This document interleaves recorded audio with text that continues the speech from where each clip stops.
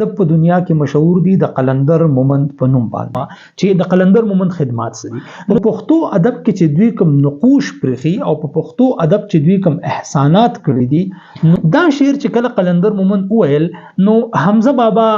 دا شعر داسې پزړه باندې واخیست بحثونو د مباحثې شروع کولو چې کوم بنیاد ایښی نو هم دا ډیبیټ شروع دی په ادبي حلقو کې قلندر مومند یو کتاب ولیکو پټه خزانه فی المیزان په هغه کې هغوی دا بحث کو چې دا کتاب په اصل کې محمد هوتک نه دی لیکلی نو دا یو ډیر اهم دستاویز دی او یو ډیر اهم ډاکومنٹ دی یو ډیر اهم سیز دی چې په پښتو ادب کې د دې اضافه قلندر صاحب کړی خپل نظریې د وجنا او د خپل د خیالاتو د وجنا ډیر عمر په قید و بند کې تیر کړی دی او مزدوران غریبانان خلک دوی بعد د ملک معیشت او مستقبل په خپل لاسونو کې اخلي دا د استعمار خلاف او د سرمایدارانه نظام خلاف دا د مزاحمت یو استعاره ده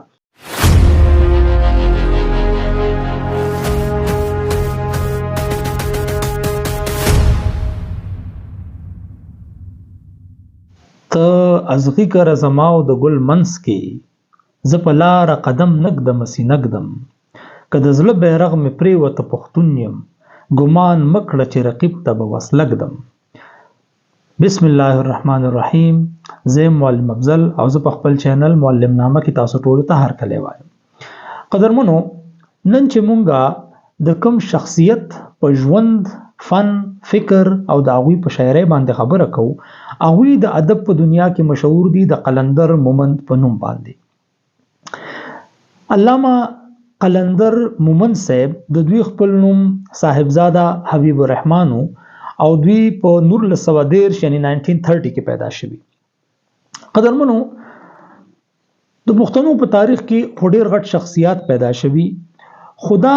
کوم نابغه او کوم پوهان چې د چانن مون تذکره کو په پښتو ادب کې چې دوی کوم نقوش پرخي او په پښتو ادب چې دوی کوم احسانات کړی دي نو د هغې دپاره کتابونه والیومز کم دي قلندر مومند خو مونږه په دې ویډیو کې به حیثیت یو شاعر ډسکس کوو خو د دې نه علاوه چې د دوی د شخصیت کوم اړخونه دي نو هغه زه تاسو ته وایم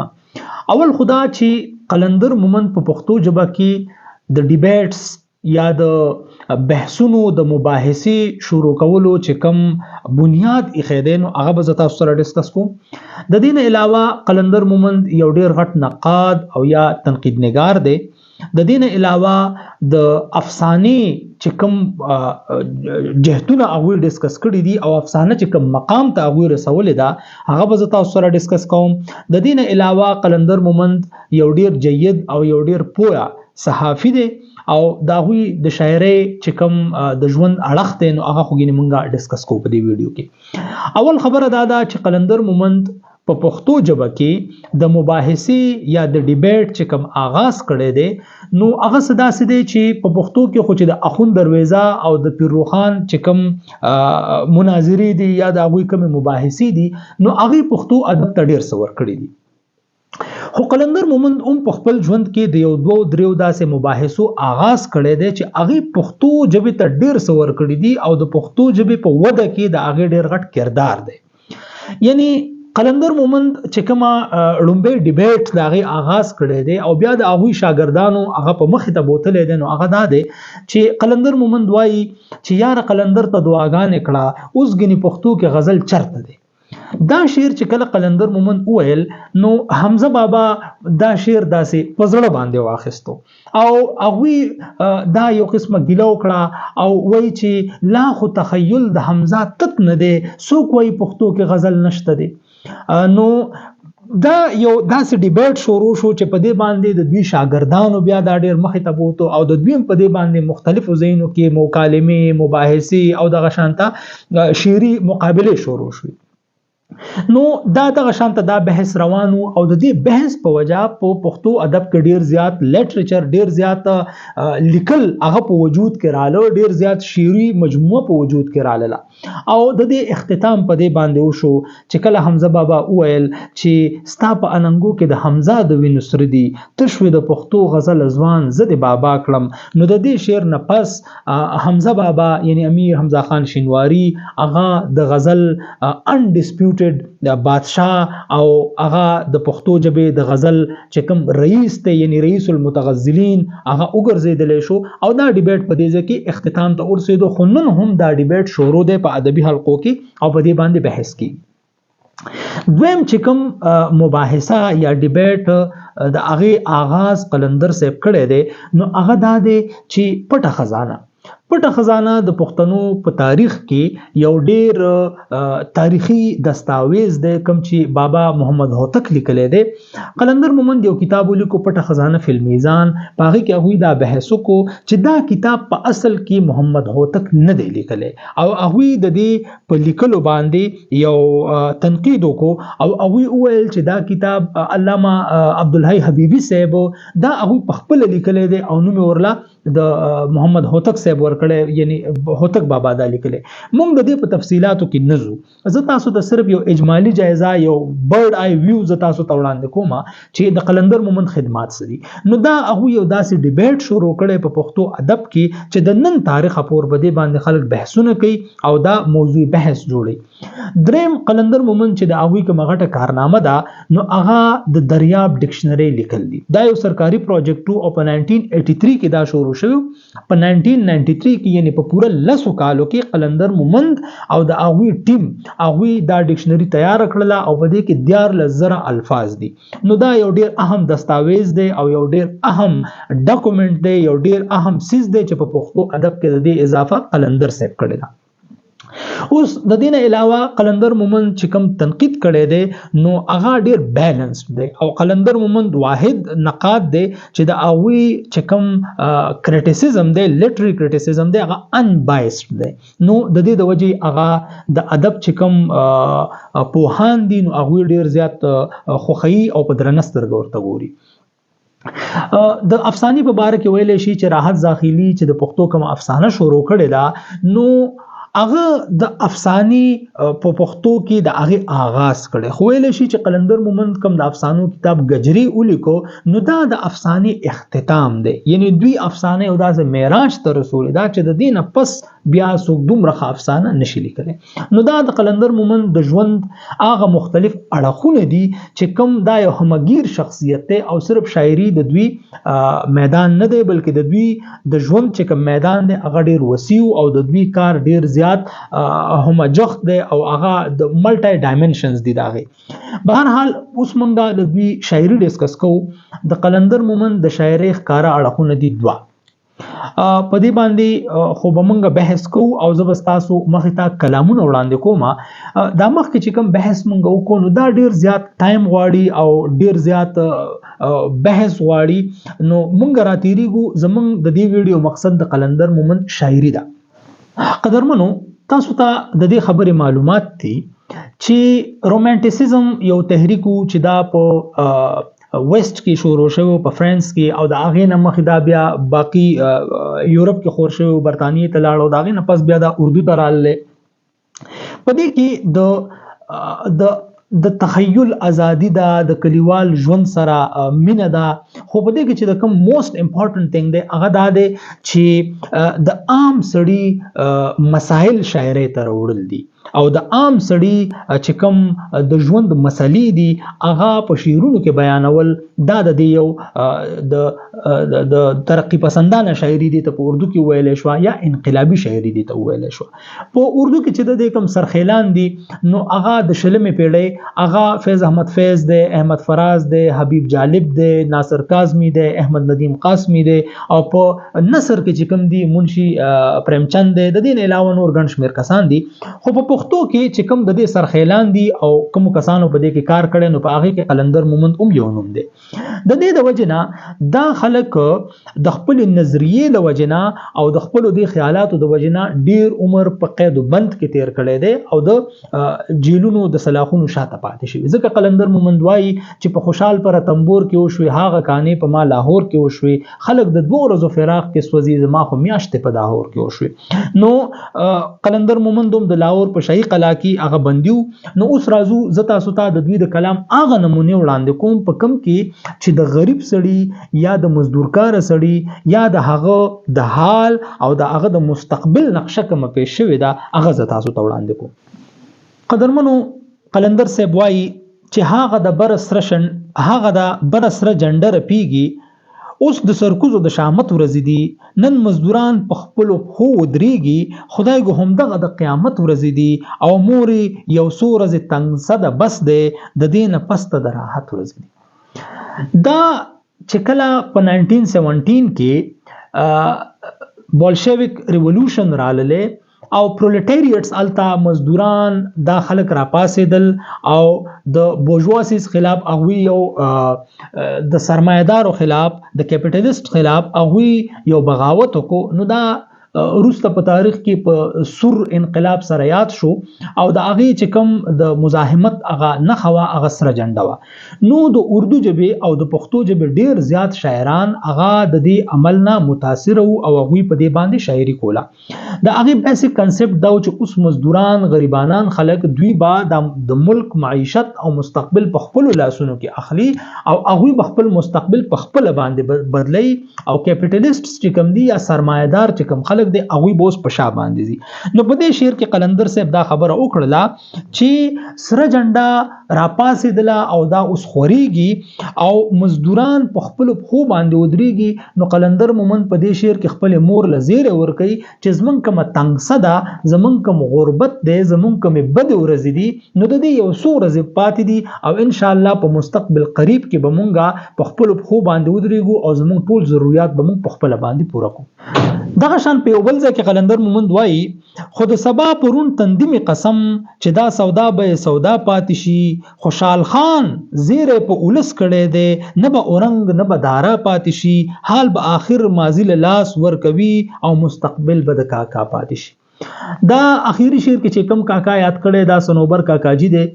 او سنوبر کاکاجی دا د استعمار خلاف او د سرمایه‌دارانه نظام خلاف دا د مزاحمت یو استعاره ده. دا یو مشهور شخصیت دی، د تعارف محتاج نه دی او تاسو یې دا پیژنې الریډي کنه پیژنې نو دا تاسو په مختلف سورسز کې سرچ کولی شئ. نو دا زمونږ یو غټ مشر دی د پښتنو د تاریخ سنوبر کاکاجی صاحب. نو د هغوی په باره کې دا وایي قلندر صاحب چې زمونږ چې دا کم قوم دی یعنی پښتون قوم دی یا چې د دې سیمې چې دا کم غریبانان دي یا د نظام ځپلي خلک دی، نو دا خلک به ډېر زر په خپلو پښو ودرېږي او دا به کامیاب شي او هغه د دې چې کوم توجیه پیش کړي هغه دا وایي چې دا خوشحال خان خټک دا زیری کړی دی چې نه به اورنګزیب پاتې شي او نه به دارا پاتې شي. نو هغه ماضي چې کوم دی هغه د حال او د مستقبل سره لینک کوي او حال به آخر ماضي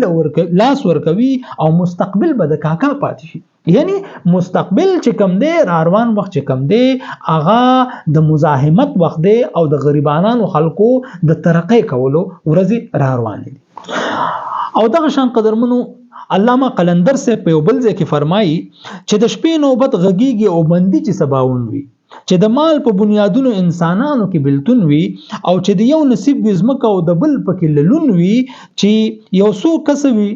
شیراز او باقي پکې زبون وي، چې ظالم چرته نظام وي او ظالم چرته قانون وي، که څوک مري که پاتې کېږي زه تنقید خو به کوم. دا د علامه قلندر صاحب هغه مشهور زمانه نظم دی چې د دې نوم دی زه تنقید خو به کوم. نو په دې بند کې قلندر صاحب فرمایي چې دا یو داسې نظام دی چې د یو کس پکې ټوټل ځمکه ده او بل کس پکې د فصل لو کوي، یعنی غنم پکې ریبي یا جوار پکې ریبي. نو دا یو داسې نظام دی چې په دې کې دا یو داسې تور شپه خوره ده چې د سحر د پاره په دې کې څه امکان نشته چې هغه راوخیږي او سبا پکې راشي. او دا یو داسې نظام جوړ شوی دی چې د مال په بنیاد باندې په انسانانو کې تقسیم دی، چې دا خسته دی، دا بدرنګ دی، دا مالدار دی، دا غریب دی. دا تقسیم د مال په بنیاد باندې جوړ شوی چې کوم ته هغه د انټرنیشنل ریلیشنز په زبان کې وایي هیوز او هیو ناټس، چې دی خلکو سره شته او دی خلکو سره نشته. نو چې ظالم چرته نظام وي او ظالم چرته قانون وي، که څوک مري او که پاتې کېږي زه تنقید خو به کوم. نو قلندر صاحب وایي چې که په دې څوک خفه کېږي او که خوشحالېږي نو زه به په دې نظام باندې تنقید کوم. او د هغه تنقید په پاداشت کې علامه صاحب هغه د برداشت کړی دی، په دې کې جیلونه خوړلي دي او صعوبتونه برداشت کړي دي او ډېر سختي او تکلیفونه تیر کړي. او دغه شان قدرمنو زه د قلندر مومند یو بل غزل ستاسو مخې تقدمه چې هغوی دا د لاهور شاهي قلعه په د قید په دوران کې لیکلې دی چې په خوشحال پر رتنبور کې وشوي هغه کانې په ما لاهور کې وشوي. رتنبور د هغه قلانون دی په کم کې چې خوشحال خان خټک په یو پی هندستان کې قیدی و. هغه خوشحال خان خټک په یو شعر کې فرمایي چې پښتني جونې د زلف باد تنسی چې شمال بوی وروړي تر رتنبور. نو دا وایي چې په خوشحال پر رتنبور کې وشوي هغه کانې په ما لاهور کې وشوي او د آشنا خیال د قفس ور مات کړو. د آشنا خیال د قفس ور مات کړو بلتون ډزې د پکور کې وشوي او خلق د دوه ورځو فراق کې سوځي زما خو میاشتې په داور کې وشوي او د رڼا ناوې دغه ټولې قصې ما سره ستا د مینې تور کې وشوي او دې زندانونه د وفا په عوض ناشونې وشوي خو په زور کې وشوي. ګوره قدرمنو په دې کې دا یو شعر دی کنه چې په دې کې دا وایي چې د رڼا ناوې دغه ټولې قصې ما سره ستا د مینې تور کې وشوي. دا د رڼا ناوې څوک یادي؟ دا هغه سټرګل او هغه کوشش یادي چې کوم د نظام خلاف قلندر صاحب یا د دوی چې کوم هم خیال شاعران دي یا لیکوالان دي چې هغوی د سیستم خلاف د کیپیټالیزم د سرمایه‌دارانه نظام د ظالمانو د استعماریت د دوی خلاف چې کوم دوی په خلکو کې د اویرنس لپاره کما د رڼا راوستو لپاره چې کوم هڅه کوله او کوم کوشش وکاو نو ما سره ستا د مینې تور کې وشوي. ما چې زه په خلکو کې اویرنس راولم نو د دې د وجې زنن په جیل کې پروت یم او ما سره چې دا کم څه ما سره کیږي نو دا د دې رڼا د خورولو په پاداش کې ما سره کیږي. او زه د خوشحال خان خټک پشان چې څنګه هغه د پښتنو د جنگ لړاوخلو په عوض باندې او داغه په بدله کې هغه ته دا سزاګانې ملو شو چې هغه جیل ته لاړو نو عمدغه شان زه د پښتنو او د غریبانو د خدمت په پاداش کې په جیل کې بندي یم. او دا شانتا علامه قلندر صاحب زه د اخیری بند تاسو ته د دوی د انقلابی یا د ترقی پسندانه شاعري وړاندې کومه. ګمراهانو ته په مخ کې آینګدم په کګه کې چې هم سم یم کګګدم او د تیارو د خدای په زړه تور تیار ده چې په لار کې د خوګ زړګړي وګدم او خاموشي مې د سرخی په خله وینا کړي د زړګي په هر یو زخم کې غونچګدم او ته ازغي کر زما او د ګل مینس کې ز په لار قدم نګدم سینګدم او که د زړه بیرغ مې پریوته پښتون یم ګمان مکړه چې رقیب ته به وسلګدم. دا قدرمنو هغه شعرونه دي چې کم د قلندر مومند د جهد مسلسل د اغوی د کنسستنسی د اغوی د پرسیسټنس د اغوی د نستړي کېدونکې مبارزې غماز دي. دې کې سوی قلندر صاحب چې ته ازغي کر زما او د ګل منس کې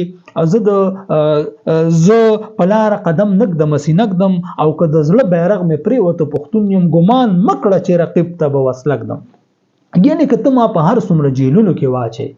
که ته ما هر څومره د نوکرونو وباسې که ته ما له هر څومره تکلیفونه راکې که ته هر څومره زما جایدادونه ضبط کې خو ګمان مکړه چې رقیب ته به وسلګدم. زه به دا مزاحمت جاری ساتم که په دې کې ما ته هر څومره ځکه خو په یو بل ځای کې قلندر صاحب وایي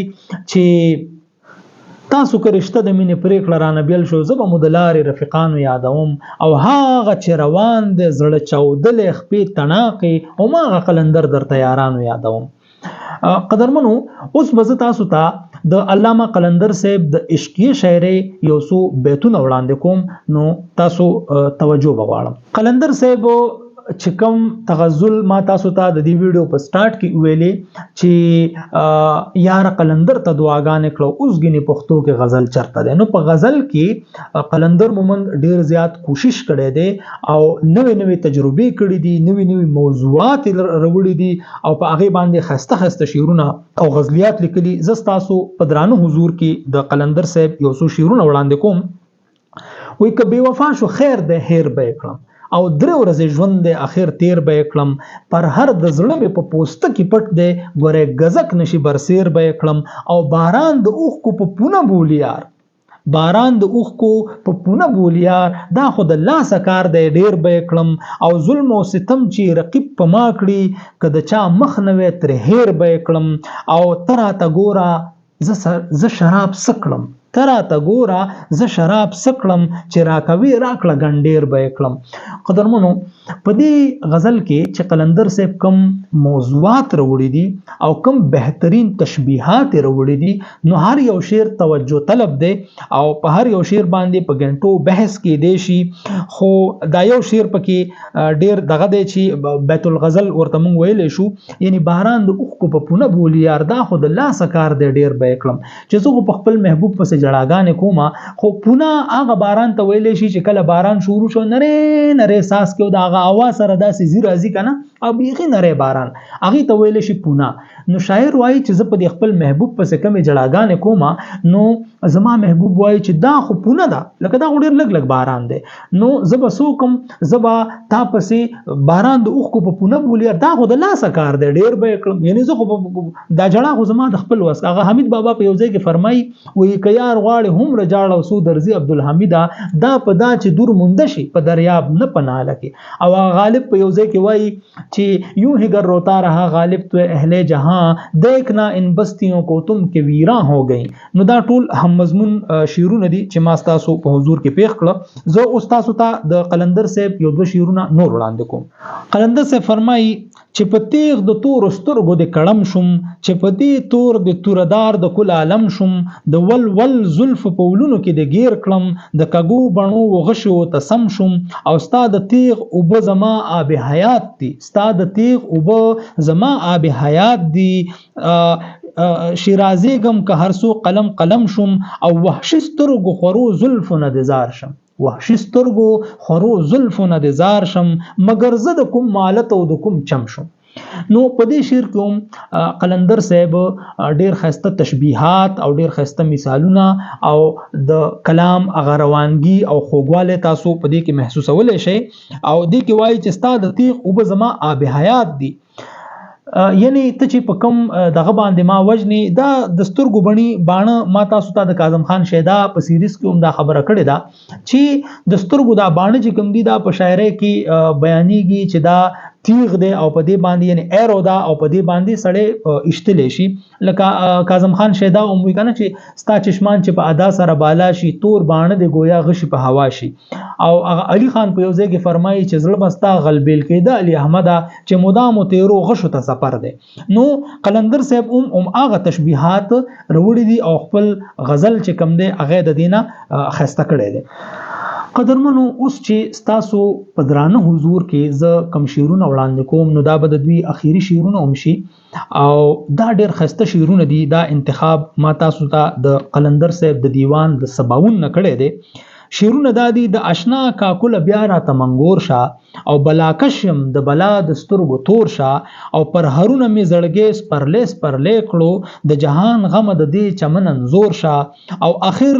مال رب تور د تسلی شي ک گلزار هم وطن په ما اور شه. او د دې دوه شعرونو لپاره به خصوصي زستاسو توجه غواړم. وې زه په وریځو کې د سکلو امختیم زه په وریځو کې د سکلو امختیم لګ اوربل د جانان په سترګو خور شه او په هر چا وطن کشمیر وی پتا اور دی په هر چا وطن کشمیر وی پتا اور دی زړه پردي غمونه پرېږده د خپل کور شه. امید لرم چې دا ویډیو بس تاسو خوښه شوي. که تاسو د قلندر مومند په باره کې څه سوال لرئ یا څه معلومات لرئ نو هغه تاسو د کمنټ په سیکشن کې ما سره شیر کولی شئ. زما دا ویډیو که تاسو خوښه شوي نو دا د سره لایک کړئ زموږ چینل سبسکرایب کړئ او د پښتو چې څومره مینناک او مینه کوونکي دي د هغوی سره دا چینل شیر کړئ. ډیره مننه. د الله په امان. السلام علیکم.